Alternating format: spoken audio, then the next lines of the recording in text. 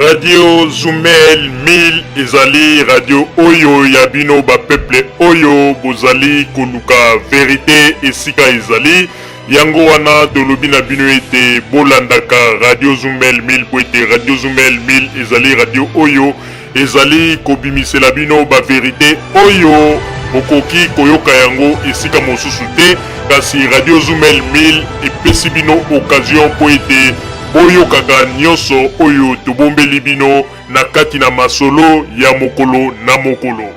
Ndeko mobali pe ndeko mwasi ebongi na bino koyokaka tango nyonso Radio Zumel 1000 pwede ezali radio oyo ezali kolongola bato kobanga pe kopesa ba information oyo ezali penza kati na bosolo yango wana ndeko koluka mosika te tala Radio Zumel 1000 ezali pene na yo yokaka Radio Zumel 1000 pwete ezali lokola vitamine B oyo ezali kokota na kati na nzoto na bino pe kopesa bino santé. Radio Zumel 1000 Radio ya vérité.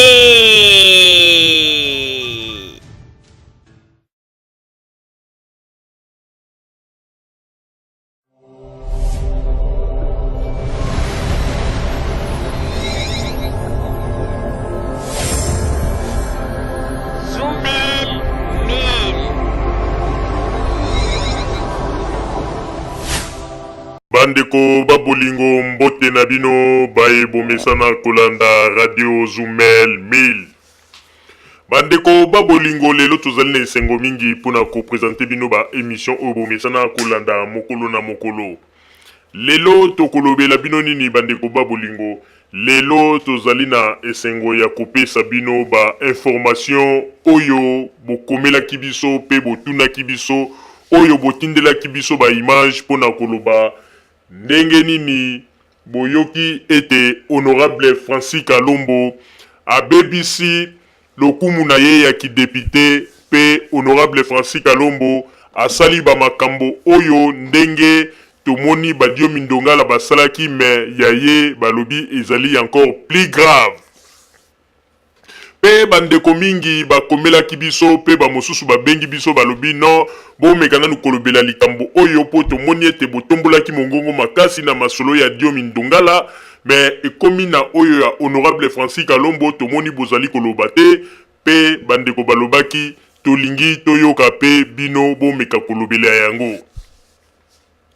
Bandeko merci mingi pona ndenge bozali kolinga koyeba evolution ya mboka na biso pe surtout ndenge nini bakonzi ya mboka na biso bazali ko se comporter yango wana bosali équipe ya Radio Zumel 1000 confiance pona kopesa biso information oyo tozalaki au courant na yango te pe boyebisi biso bolobi ete bomekana nukolandela likambo wana po bozana besoin ya kolinga koyeba vérité esika ezali.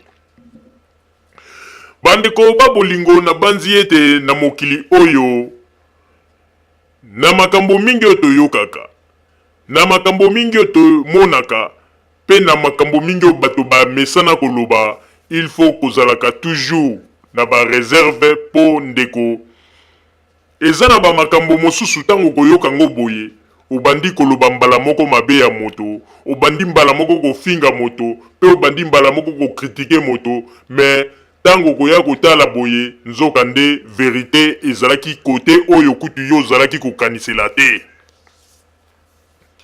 Bandeko na banzi boutaki kolanda masolo oyo bandeko na biso kaka ba congolais ba projecter na internet oyo bazali koloba ete honorable Francis Kalombo amonisi libota ya bato pasi pe balakisi ba image ndenge nini mama oyo mama ya mwana oyo balobaki honorable Francis Kalombo akangisi ndenge azali kosala ba déclaration pona mwana na ye pe ndenge azali kolela na kombo ya Nzambe ba makambo ndenge na ndenge.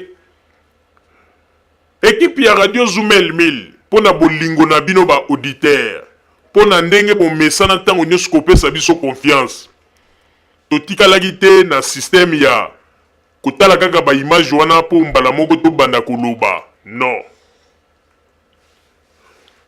Na plaisir oyo tokoki kosala bino tosalaki nyonso tu mpona koentre en contact na ye moko honorable mpe kozwa occasion ya kotuna ye bamituna na makambo nyonso mama wana alobaki mpe na makambo ndenge elekaki na banzi bokozwa réponse to éclairage ya honorable Francis Kalombo na makambo nyonso mama o alobaki pona ndenge nini honorable Francis Kalombo awangani mwana pona honorable Francis Kalombo ndenge nini abetaki ye pona honorable Francis Kalombo ndenge nini akangaki mwana na ye na prison ndenge toza koloba bwaza na prison makala wana nyonso tu tokozwa ba éclairage na yango mokolo ya lelo pe bokoyeba pourquoi honorable Francis Kalombo azali kowanga na likambo wana ndenge bino bozali kolobela pourquoi honorable Francis Kalombo atie mwana na boloko et pourquoi honorable Francis Kalombo asimbaki mama wana na nzoto nyonso tu wana bokolanda yango mokolo ya lelo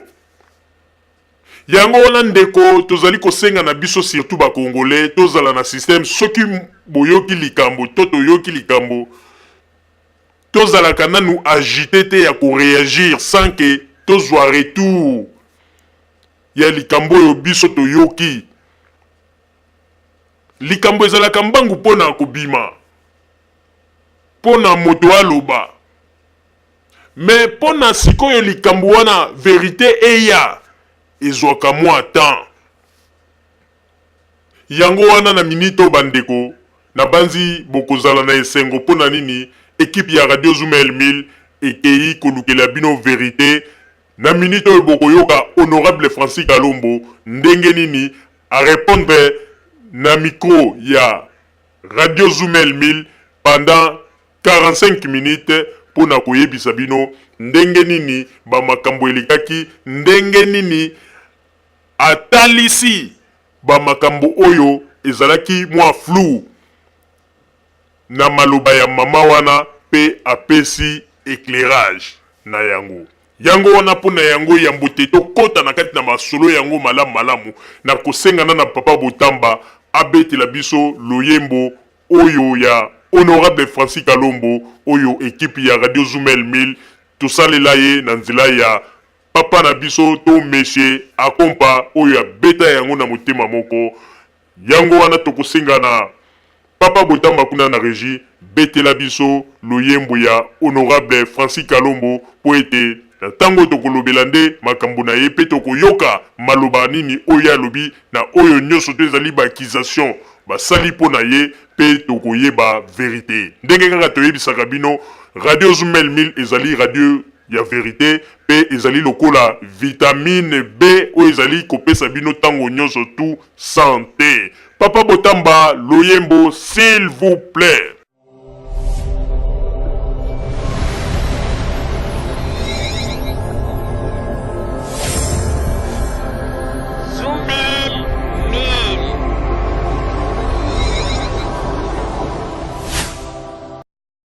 La solution, mon ami, peut vérité, mon ami. On se la solution, papa. Voilà, les Français Kalombo.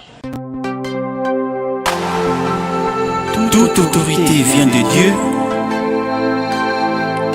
Nzambende aponi yo.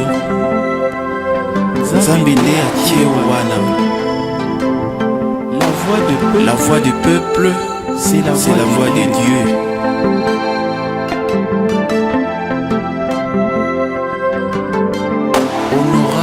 Francis Kalombo, merci.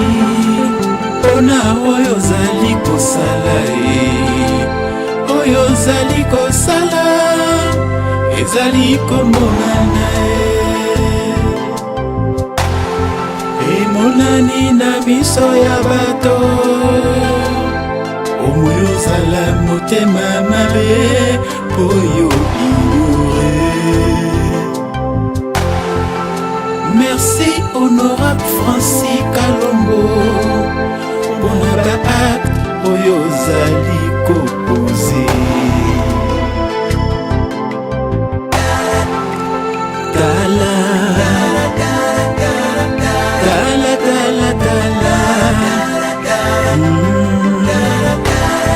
makambo azali kosala rolima tondo China. Fungola miso tala, tala, tala, tala, tala. Député à opposition, tala, Lima Moninga.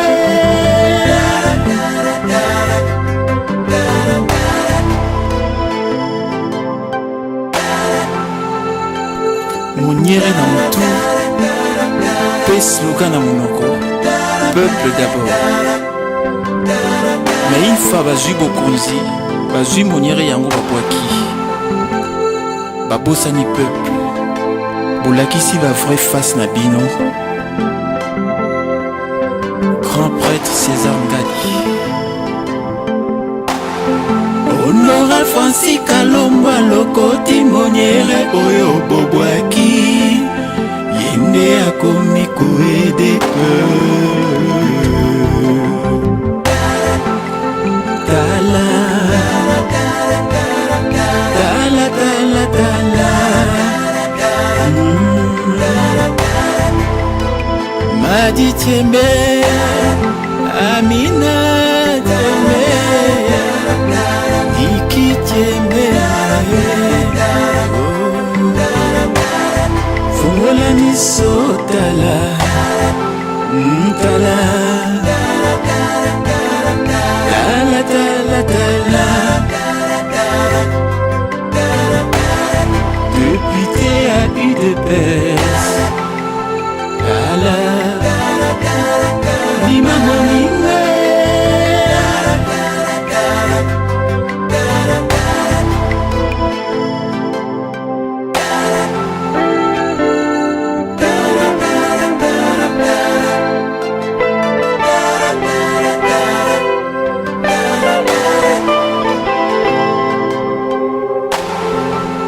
Koba kosala malamu Kongo tieto Zamba zongisela yo ya mingi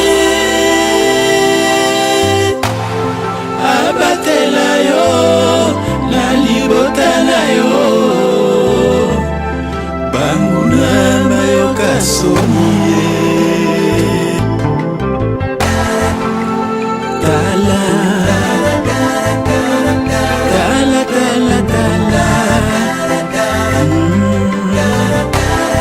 Makambo azali kosala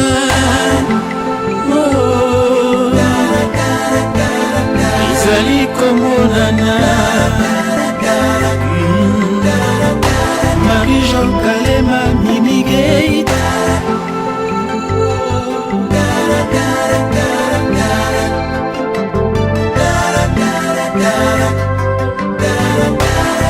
député à opposition tala Lima Moninga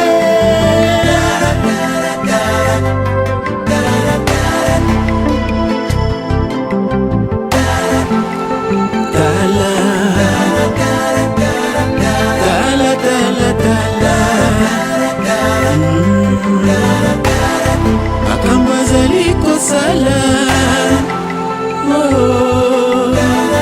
mutu soki asala eloko ya malamu esengeli tondima ye mpe toencourage ye kasi tolongola jalousie fungola miso tala tala tala tala tala diaspora tala